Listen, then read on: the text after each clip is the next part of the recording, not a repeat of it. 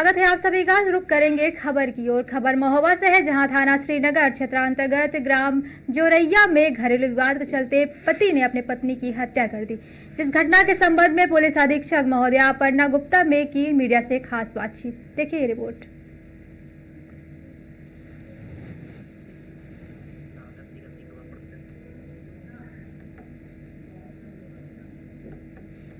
थाना क्षेत्र में आज सुबह 6 बजे सूचना प्राप्त हुई कि एक औरत का शव उसके घर में पड़ा हुआ है। सूचना प्राप्त होते ही थानाध्यक्ष और थाने की फोर्स मौके पर पहुंचे व वहां पर सीओ चरखारी भी पहुंच गए और फील्ड यूनिट भी पहुंच गई। वहां पर देखा गया कि एक महिला वहां पे रक्त में सनी हुई पड़ी हुई है और जानकारी करने पर पता चला कि इसका घरेलू विवाद इसके पति के साथ हुआ था, जिसके नाते पति ने इस पर हमला किया था, जिसमें महिला की मृत्यु हो चुकी है। मौके पर साक्ष्य संकलन की कार्रवाई सभी अधिकारियों द्वारा व एफएसएल टीम द्वारा की गई है। इसमें टीमों का गठन किया गया है। जल्द ही अभियुक्त की गिरफ्तारी इसमें सुनिश्चित कर आगे की वैधानिक कार्रवाई की जाएगी।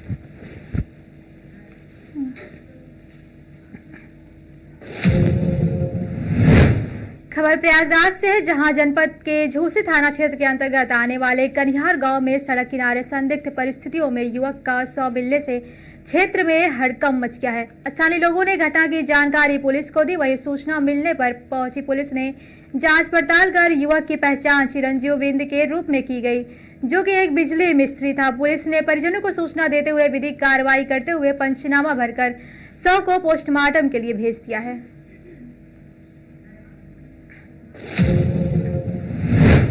खबर मथुरा से है, जहां कस्बा गोवर्धन में पुलिस के होमगार्ड्स ने इंसानियत की मिसाल पेश की है। आपको बता दें कि कस्बा गोवर्धन स्थित परिक्रमा मार्ग में होमगार्ड ने भीषण गर्मी में लोगों की प्यास बुझाने का इंतजाम किया। वहीं खास बात यह है कि इसके लिए कोई बाहरी व्यक्ति तैनात नहीं किया गया, बल्कि होमगार्ड्स ने यहां बारी बारी लोगों को पानी पिलाते नजर आ रहे हैं। गर्मी के दिनों में कई सामाजिक संगठनों द्वारा प्याऊ खोलना आम बात है, लेकिन पुलिस के होमगार्ड्स को ऐसा नेक काम करते कम ही देखा गया है। मई के महीने का समापन होते ही बढ़ते तापमान की वजह से गर्मी बढ़ गई। इसी के चलते ही थाना गोवर्धन ने होमगार्ड्स ने बड़ी परिक्रमा कर शुरू होते ही प्याऊ लगाकर ठंडा पानी और ठंडाई पिलाना शुरू कर दिया है।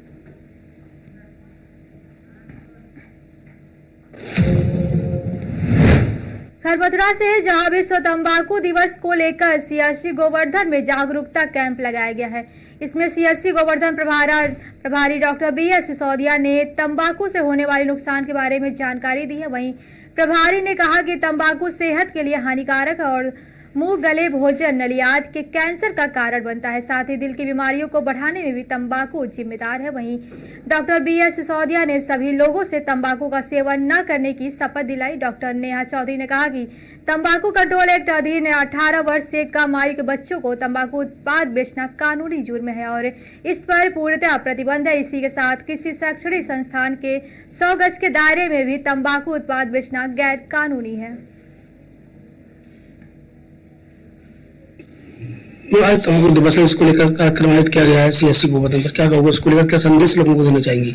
आज विश्व तंबाकू निषेध दिवस हमारे सीएससी पर मनाया गया। यहाँ पर सभी उपस्थित कर्मचारी व अधिकारीगण ने शपथ ली।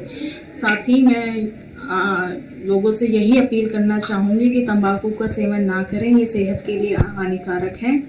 और साथ ही मैं दुकानदारों से यह अपील करना चाहूँगी कि 18 वर्ष से कम उम्र के बच्चों को, छोटे बच्चों को इसको ना दें। देखा जा रहा है आजकल युवा पीढ़ी ज़्यादा तंबाकू की अग्रसित दिखाई देती है। अगर हम बात करें बीमारी, क्या घातक बीमारियां इससे हो सकती हैं? इससे हमें ये तंबाकू का सेवन करने से मुंह गले इनका कैंसर हो सकता है। धारीवाल जी, प्रदेश में खबर धार जिले से है, जहां जिले के कुक्षी को पृथक जिला बनाने की मांग लंबे समय से चली आ रही है, जिसको लेकर मां गायत्री जन्मोत्सव पर मंदिर प्रांगण में ही आंदोलन प्रमुख सोमेश्वर पाटीदार कुक्षी को धार जिले से पृथक कर जिला बनाने की मांग को लेकर अनिश्चितकालीन उपवास पर बैठे। मीडिया से चर्चा में आंदोलन प्रमुख सोमेश्वर पाटीदार ने बताया कि कुक्षी आदिवासी बहुल क्षेत्र है और अगर कुक्षी को जिला बनाया जाता है तो यहाँ पर विकास के कई रास्ते खुल सकते हैं और सभी दृष्टिकोण से कुक्षी जिला बनने योग्य है। धारीवाल जी, प्रदेश में बीजेपी की सरकार है और देश में भी कहीं न कहीं बीजेपी की सरकार है। इसके बावजूद कुक्षी को जिला बनाने की मांग कई वर्षों से चली आ रही है, लेकिन अब तक पूरी नहीं हुई। अब आज से चूंकि अनिश्चितकालीन अनशन सोमेश्वर जी कर रहे हैं, तो आप इनका कितना समर्थन कर रहे हैं? जहां तक कुक्षी को जिला बनाने के आंदोलन का सवाल है, वह आंदोलन अपने स्तर पर बिल्कुल व्यवस्थित रूप से चल रहा है। दूसरा प्रश्न ये है कि सरकारें तो आती जाती रहती है, सरकार चाहे कांग्रेस की हो या भाजपा की हो, सरकारों का काम निश्चित ये है कि वे जिले का गठन करे, जिले की रचना करे, जिले की घोषणा करे। मध्य प्रदेश की वर्तमान सरकार इसमें अदुर्वय की स्थिति में क्यों है, यह हम मुख्यमंत्री से चर्चा करने के बाद भी समझ नहीं पाए हैं। और जैसा कि साफ है कि हर राजनीतिक दल अपने हर काम में लाभ हानि देखता है। अभी स्थिति ये बन गई है कि जहां कुक्षी का दबाव जिले के लिए बना हुआ है, तो भाई सोमेश्वर जी लगातार निरंतर पिछले कुछ वर्षों से आंदोलनरत है। वहीं गाहे बगाहे कहीं न कहीं एक सुरसुरी ये भी आती है कि मनावर उनको भी जिला बनाने का अभियान मनावर वाले अपने कुछ स्तर पर कर रहे हैं। हालांकि कुक्षी जैसा वो आंदोलन खड़ा नहीं हो पाया है, और बस यही एक पेच फंस रहा है। मैं जब जिलाध्यक्ष था तब 2013 में मैंने जब तक सोमेश्वर जी का आंदोलन चालू नहीं हुआ था, पर मेरे मन में था कि कुक्षी जिला बने। तब से जब अलीराजपुर जिला बन गया था, तब से मन में ये भाव थे कि कुक्षी को भी यह भाव, यह स्थान, यह सम्मान मिलना चाहिए। और मैंने जब चुनाव यात्रा चल रही थी तो मुख्यमंत्री जी से उस भ्रमण में चर्चा करी थी। ये बात मैं सोमेश्वर जी को भी बता चुका हूँ, और उन्होंने इसमें असमर्थता बताई थी और ये कहा था कि अभी आप इस विषय को नहीं छेड़े तो ही ज्यादा ठीक रहेगा। तो कुल मिलाकर सरकार तो बाद में, पहले हमारी इच्छा शक्ति कितनी मजबूत है। और जहां तक मैं इस आंदोलन में समझ पाया हूँ, और हर जगह मैंने इस बात को रेखांकित किया है कि जब तक यह आंदोलन जन आंदोलन नहीं बनेगा, वर्तमान में यह तय है कि आंदोलन अराजनीतिक है। कांग्रेस, भाजपा या कुक्षी में दो ही दल है, और दोनों दल के जो कार्यकर्ता है वे सहभागी है। और जब तक जनता सहभागी बनकर खड़ी नहीं होगी, और तब तक इस आंदोलन को गति नहीं मिलना है। देखें, अभी वर्तमान में वातावरण बना है, पिछले 2-3 महीनों में काफी कुछ इस आंदोलन को लेकर चर्चाएं चालू हुई है। सोमेश्वर जी के इस अनशन को लेकर क्या स्थिति बनती है, उसके बाद हम इस बात को और आगे बढ़ाएंगे। सोमेश्वर जी, आज से कुक्षी को जिला बनाने के लिए आप अनिश्चितकालीन अनशन कर रही है। अनशन कब तक चलेगा, और जब तक जिला नहीं बनता तब तक क्या अनशन पे रहेंगे? आज माँ गायत्री जन्मोत्सव के दिवस माँ गायत्री की पूजा आरती करके उन्हीं के प्रांगण में, उन्हीं के चरणों में आदिवासी बाहुल्य क्षेत्र कुक्षी को जिला बनाने की मांग को लेकर अनिश्चितकालीन उपवास पर बैठा हूं। हमने क्षेत्र के गणमान्य नागरिकों, सामाजिक, धार्मिक, राजनीतिक संगठनों के समर्थन सहित कई बार विभिन्न गतिविधियां आयोजित करके शासन प्रशासन का ध्यान आकर्षित करवाना चाहा, लेकिन अब तक शासन द्वारा ठोस कदम नहीं उठाया गया इस ओर। इसीलिए हमने निर्णय लिया कि सभी क्षेत्रवासियों के जन समर्थन से, जनता के लिए, जनता के द्वारा और जन सहयोग से हम आज उपवास पर बैठे हैं, और अनिश्चितकालीन है। अब जिला बनाना एक विषय है, साथ ही क्षेत्रीय जनप्रतिनिधियों को भी ये तय करना है कि वाकई में वो जनप्रतिनिधि है और वो हमारे नेता है, या ऊपरी नेताओं के सिर पे पट्टे मात्र है कि वो समझाए वैसे आके वो हमको समझा दे। किन किन पार्टियों का समर्थन मिल रहा है? समर्थन तो सभी पदाधिकारी है, भाजपा के हो, कांग्रेस के हो, धार्मिक हो, सामाजिक हो, हर तरह के संगठनों के समर्थन भी है, पदाधिकारियों के भी समर्थन है। लेकिन जो जिस स्तर से हमको अंजाम तक ले जाना चाहिए इस विषय को, और शीघ्र से शीघ्र जिला बनाकर सौगात बड़ी क्षेत्र को देनी चाहिए, उस और ठोस कार्रवाई अब तक शासन प्रशासन में बैठे लोगों के द्वारा नहीं की गई है। इसीलिए हमको ये निर्णय लेना पड़ा कि अब अनिश्चितकालीन उपवास होगा, और आने वाला समय शासन प्रशासन को दिखाएगा कि आंदोलन किस तरह होता है और किस तरह उग्रता की ओर बढ़ता है। खबर गाजियाबाद से है, जहां अवैध कॉलोनियों पर लगातार डीजीए द्वारा कार्यवाही की जा रही है। आपको बता दें कि अब जीडीए का पीला पंजा चलना शुरू हो गया, वहीं जिससे लोगों में दहशत का माहौल देखने को मिल रहा है। वहीं गाजियाबाद में निस्तौली, अफजलपुर, असालतपुर में लगभग आधा दर्जन से कॉलोनियों को जीडीए के द्वारा ध्वस्त कर दिया गया। जानकारी के मुताबिक डीलरों के द्वारा अवैध कॉलोनियां बसाई जा रही है, जिसकी सूचना गाजियाबाद विकास प्राधिकरण को मिली। सूचना मिलते ही जीडीए ने अवैध कॉलोनी पर कार्रवाई करते हुए इसे ध्वस्त करने की कार्रवाई की है।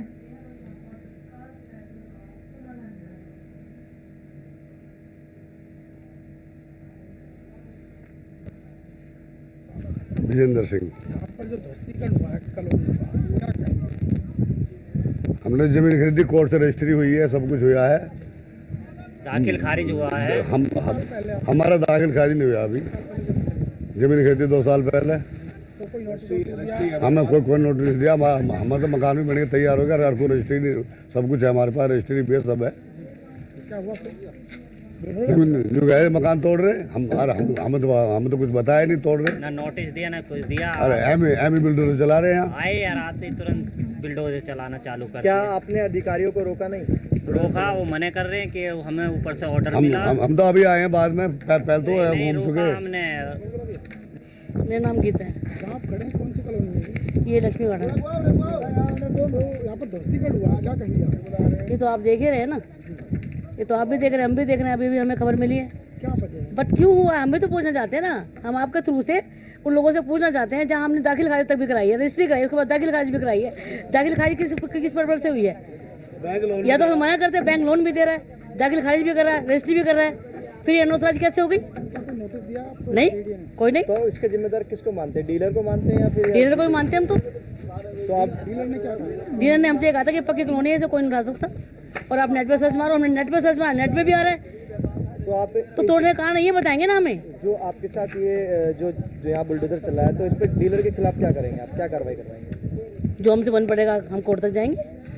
बुलडोजर चला है यहाँ पे, क्या कारण है? आपको कोई शॉर्ट नोटिस दिया गया था जो जीडी का बुलडोजर चला है यहाँ पे? सर यहाँ कोई नोटिस नहीं है इस तरीके का भी।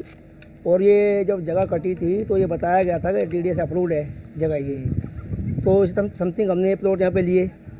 और देखिए गरीब भी आदमी ले रहा है प्लॉट, जैसे भी ले रहा है, उसके बावजूद यहाँ पे जैसे यहाँ बुलडोजर चला है, क्या इससे पहले आपने ये जो आपने प्लॉट लिया है, क्या इसकी रजिस्ट्री वगैरह दाखिल खारिज कराई है आपने? सर इसकी रजिस्ट्री भी है, इसकी दाखिल खारिज भी है इस जगह की, सब कुछ है और कोर्ट से अप्रूव्ड है। कब लिया था आपने प्लॉट? सर ये प्लॉट लिया था मैंने 6 साल पहले। अच्छा, ठीक है, सब कुछ कराने के बावजूद इसका अभी पता लगा कि यहाँ पे कोई नोटिस नहीं है और आके बिल्डर चल गया सब जगह पे। तो जब ये बुलडोजर चला है, क्या यहाँ पे कॉलोनाइजर जिसने आपको ज़मीन काटी है वो मौजूद थे यहाँ पे? सर वो यहाँ मौजूद नहीं है, उनको कॉल किया है और वो जस्ट जब से कॉल कर रहे हैं, कह रहे हैं आ रहे हैं, अभी तक यहाँ कोई नहीं पहुँचा। इस बर्बादी का जिम्मेदार आप किसको मानते हैं? जीडीए को या डीलर को? किसको जिम्मेदार मानते हैं? देखिए हम तो जिससे जगह लिए उसको मानते हैं।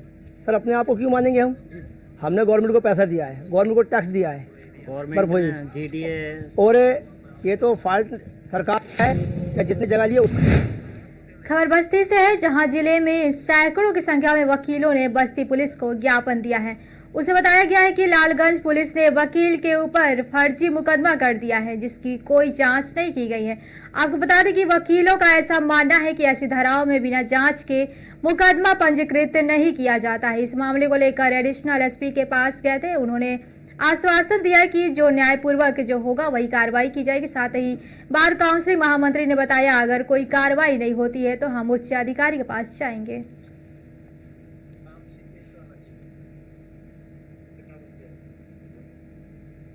क्या घटना घटी कि आपको न्याय मांगने के लिए एसपी ऑफिस आना पड़ा? भैया जी मैंने 19/5/2023 में एक बैनामा लिखा। 19/5/2023 में एक बैनामा लिखाया और उसको 20,000 पहले दे दिया था। 1,30,000 का मैंने बैनामा कराते समय उसको चेक दिया अपने नाम से। चेक देने के बाद बैनामा हुआ, बैनामा में कोई समस्या नहीं रही, सब कुछ क्लीन था। 20 तारीख को वो मुझको फ़ोन करता है और कहता है कि मुझे नकद दे दीजिए, चेक ले लीजिए। मैंने नकद देने से मना कर दिया। मैंने कहा कि तुम खाता जिस खाते में कहो मैं पैसा डाल देता हूँ। उसने कहा मेरे नाम से खाता नहीं है। फिर वो अपने नाम से खाता खुलवाता है, मैं उसके खाते में पैसा 1,30,000 डाल देता हूँ बड़ौदा यूपी बैंक लालगंज शाखा में। इसके बाद मैं बस्ती चलाता हूँ। उसके चाचा को 2-3 दिन बाद पता लगता है।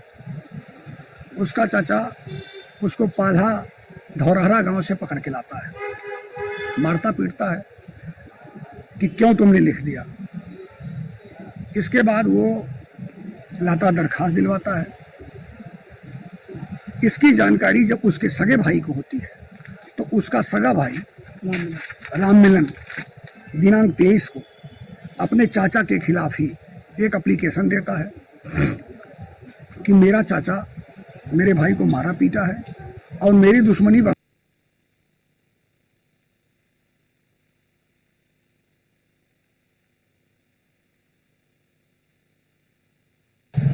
और सारे लोगों को, मतलब सारे उच्च अधिकारियों को उसने दिया, यहाँ से लेके प्रधानमंत्री को तक को दिया कि हमारे भाई को कैप्चर कर लिया गया मेरे चाचा के द्वारा, क्योंकि उसको भी मारा था और उसमें मुकदमा भी पंजीकृत हुआ था। तो राम मिलन को खतरा था कि मेरे भाई को कहीं ज्यादा ना मार पीट दे, इसलिए उसने ऐसा किया। एप्लीकेशन देने के बाद शाम को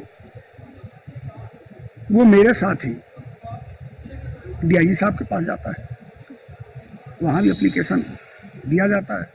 फिर वहीं की सलाह पर ये बात आती है कि आप लोग 112 पर कॉल कर दीजिए। पाकड़ डांड पहुंच करके वो 112 पर कॉल करता है।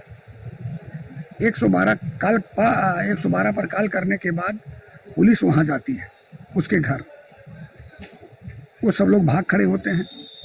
फिर यशो महोदय का फोन आता है कि कहाँ हो, क्यों झूठी सूचना दे रहे हो, और बुलाया जाता है वहाँ महादेवा चौकी पर। महादेवा चौकी पर बुलाया जाता है। महादेवा चौकी पर हम दोनों लोग जाते हैं।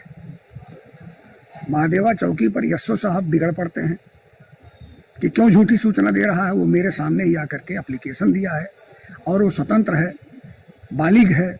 उसने कहा साहब मेरा भाई मेरे साथ तो होना चाहिए, मेरे साथ होना चाहिए, चाचा के साथ क्यों है।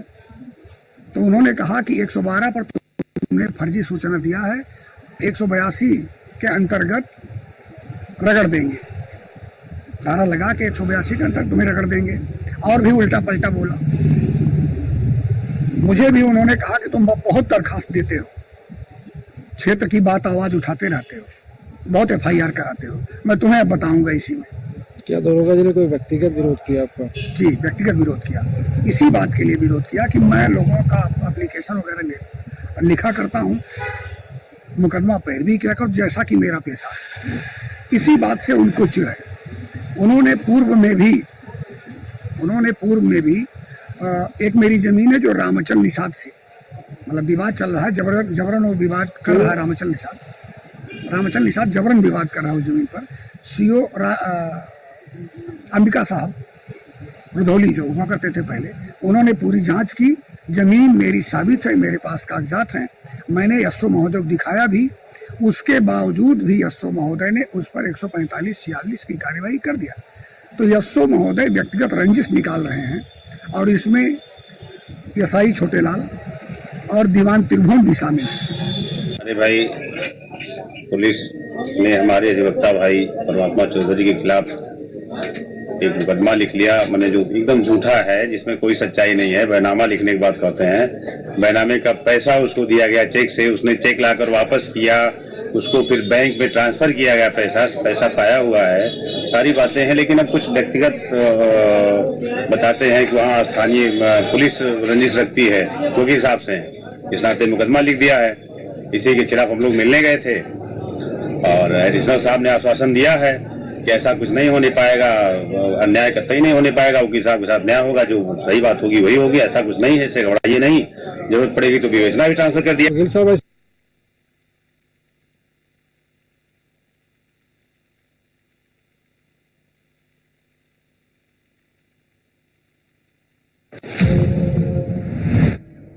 खबर बहराइच से है, जहां अधिकारियों को ARTO कार्यालय में लगातार भ्रष्टाचार शिकायतें मिल रही थी, जिस पर जिलाधिकारी के आदेश के बाद सिटी मजिस्ट्रेट और चित्राधिकारी नगर की टीम द्वारा छापेमारी की गई, जिससे क्षेत्र में अफरा तफरी का माहौल हो गया है। वहीं मौके पर कई लोगों को दुकानों को छोड़ भागते हुए भी देखा गया। नगर मजिस्ट्रेट शालिनी प्रभाकर ने बताया कि उन्होंने लगातार ARTO कार्यालय में निर्धारित शुल्क से अधिक पैसे लिए जाने की बात कही जा रही थी, जिस पर आज क्षेत्राधिकारी नगर के साथ उनकी टीम ने छापेमारी की। इस दौरान कार्यालय के सामने बने कॉम्प्लेक्स स्थित कई दुकानों में छापेमारी भी की गई, जहां पर बड़ी संख्या में दस्तावेज समेत रजिस्टर को जब्त किया गया। साथ ही 3 लोगों को हिरासत में लिया गया है।